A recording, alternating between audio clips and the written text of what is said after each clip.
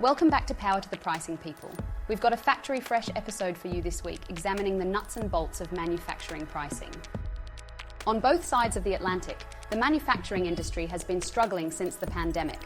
But earlier this year, the Institute of Supply Management reported that the US manufacturing sector had grown for the first time in 2 years. Although some economists see this as a possible indicator of price inflation for goods, it's great to see the industry, which represents over 10% of the US economy, finally bouncing back. Next, we're looking under the hood of the world's most famous EV manufacturer, Tesla. The company has announced plans to launch a $25,000 electric car to rival cheap competition in China. To hit this price point, Tesla says it's redefining the iconic assembly line process to cut production costs by 50%.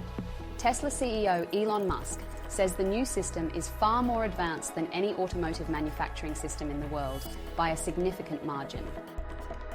While Tesla's bringing down costs and prices, at the other end of the spectrum, money's no object in Formula One manufacturing. With the race season in full swing, it's been revealed how much the speed machines cost to make. From McLaren to Red Bull, teams spare no expense when it comes to putting the pedal to the metal in manufacturing, with each F1 car costing an estimated $15 million.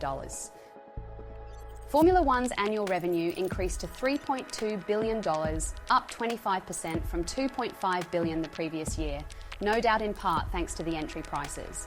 This year, tickets to the Monaco Grand Prix are selling for up to €4,000, making it by far the most expensive Grand Prix, at 13 times the price of the Australian race. That's it for this episode of Power to the Pricing People.